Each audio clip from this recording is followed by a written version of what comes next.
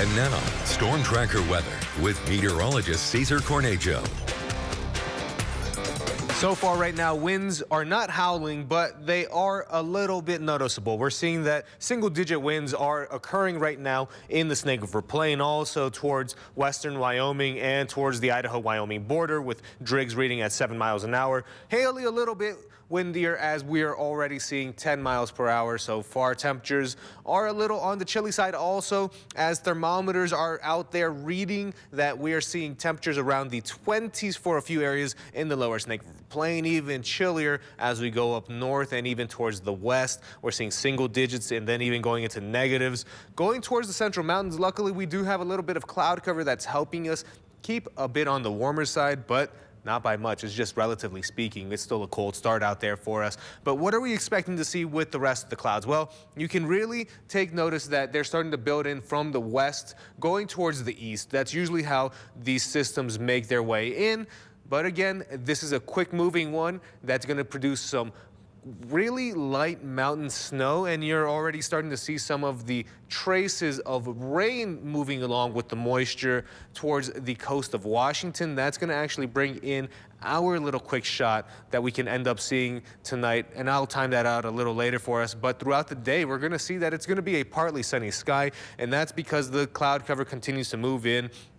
We're also going to see that temperatures will still remain around the freezing mark in the mid-30s, as we still have a very strong northwest flow making its way in. We're seeing 32 degrees in Idaho Falls, 37 in Pocatello for our highs. For the Central Mountains, we do have the chance of some rain and snow mixing in towards the afternoon hours, a little bit in the evening also.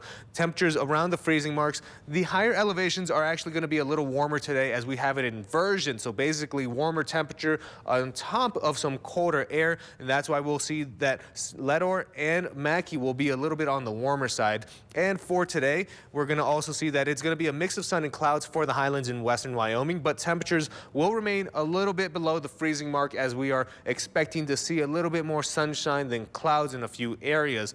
And timing out the snow, what we're going to expect to see throughout the day on Friday, it really starts to affect the Central Mountains, making its way in from the northwest around the 4:30 time frame. And by the time it starts to really move its way down south towards the highlands, of course, for the eastern part of Idaho, we're going to see it's really towards the evening time, and it continues a little bit overnight, but then lingering snow is really what we're going to see throughout the rest of the early morning for Saturday and going into the later part of the morning for us tonight. Because we do have that small threat of snow, we're going to see a few flurries here and there, mostly again for the higher elevation. Temperatures well into the 20s and teens for us, as we have cloud cover returning.